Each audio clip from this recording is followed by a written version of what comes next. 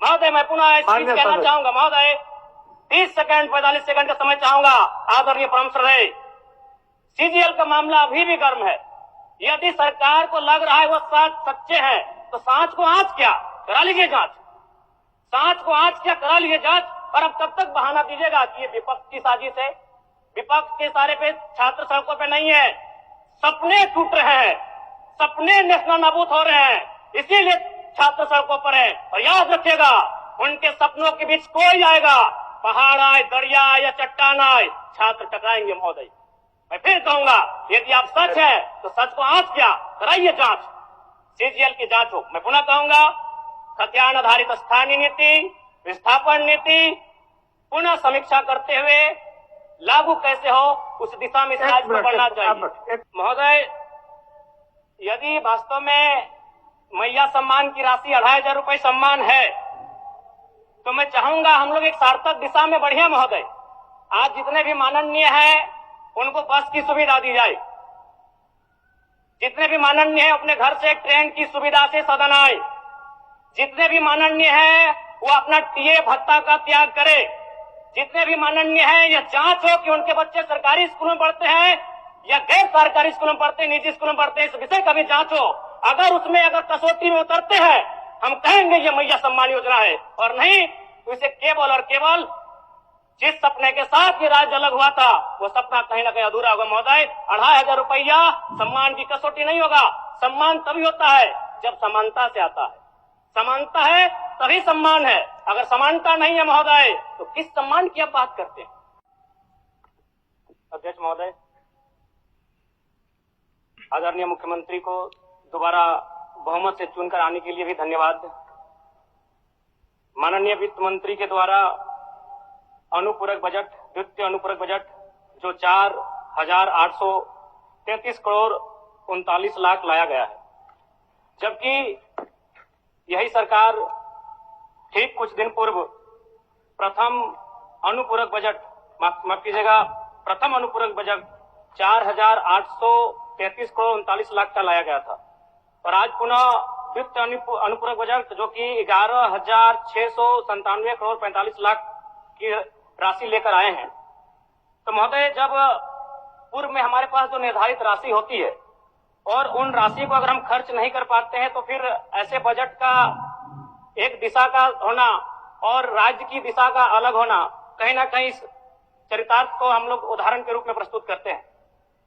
महोदय, बजट की सार्थकता तभी आम व्यक्ति को समझ में आएगी जब एक गांव का सबसे गरीब व्यक्ति, गंगवा की पत्नी गंगिया, अपनी गठरी में बाजार के बजट को रख पाई।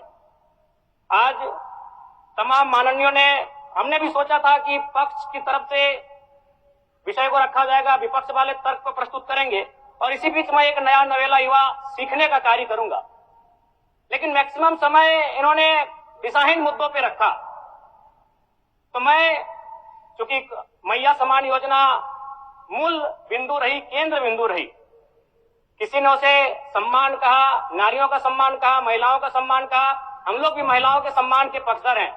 हमारे एक भाई कह रहे थे कि 2500 रुपए की राशि जब एक स्कूल कॉलेज में पढ़ने वाली बहन को दिया जाएगा तो उससे वो स्कूल कॉलेज कागज, कॉपी, कलम की सामग्री लेगी। मैं कहना चाहूंगा, अगर आप उसे स्कूल कॉलेज जाने से पहले अगर 2500 रुपए देंगे तो उसे आप निकम्मा और आलसी बनाएंगे। यदि आपको उस राशि को देना है तो उसके स्कूल कॉलेज जाने के बाद दीजिए, स्कॉलरशिप के रूप में दीजिए। मैं आज पुनः कहूंगा, क्योंकि आप सत्ता पक्ष में हैं, आप संभवतः अपने इस विषय को बचाएंगे, आप अपना पक्ष रखेंगे कि आपने मैया सम्मान योजना एक महान कार्य किया है। लेकिन मैं फिर कहूंगा, 18 साल, 25 साल, 30 साल की लड़कियों को जो आप फ्री में 2500 रुपए दे रहे हैं, आप उनकी प्रतिभा को हनन कर रहे हैं, आप उनकी प्रतिभा को नकारात्मक दिशा में ले जाने कार्य कर रहे हैं महोदय। मैं इसे आप स्कॉलरशिप का रूप दीजिए।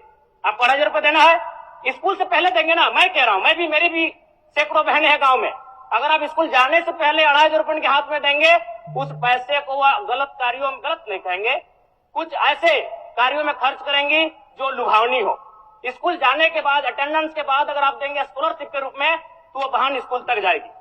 दूसरा सवाल और एक महत्वपूर्ण विषय महोदय। एक मिनट माननीय सदस्यगण, सभा की सहमति हो तो सदन की कार्रवाई समाप्त होने तक समय बढ़ाई जाए। बोलिए, अब समाप्त करिए, बोलिए। महोदय, यदि वास्तव में मैया सम्मान की राशि 2,500 रुपए सम्मान है, तो मैं चाहूंगा हम लोग एक सार्थक दिशा में बढ़िया महोदय।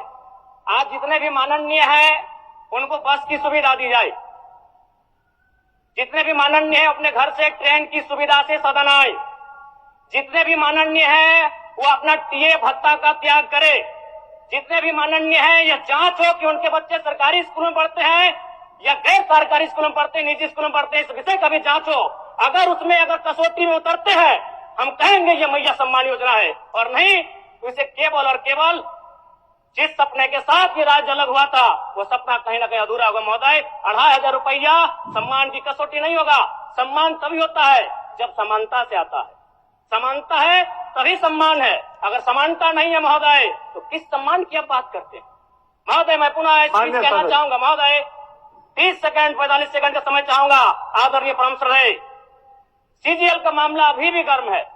यदि सरकार को लग रहा है वो सच्चे हैं तो सांच को आंच क्या करा लीजिए जांच, सांच को आंच क्या करा लीजिए जांच। और अब कब तक बहाना दीजिएगा कि ये विपक्ष की साजिश है?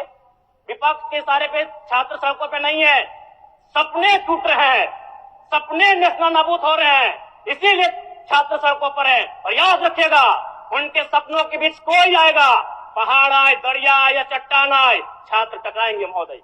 मैं फिर कहूंगा, यदि आप सच है तो सच को आंच क्या कराइए जांच, सीजीएल की जांच हो। मैं पुनः कहूंगा, खतियान आधारित स्थानीय नीति, विस्थापन नीति पुनः समीक्षा करते हुए लागू कैसे हो उस दिशा में राज्य को बढ़ना चाहिए। और महत्वपूर्ण विषय महोदय, मैं ये कहना चाहूंगा, हो गया माननीय जयराम कुमार जी, हो गया। धन्यवाद महोदय। सरकार के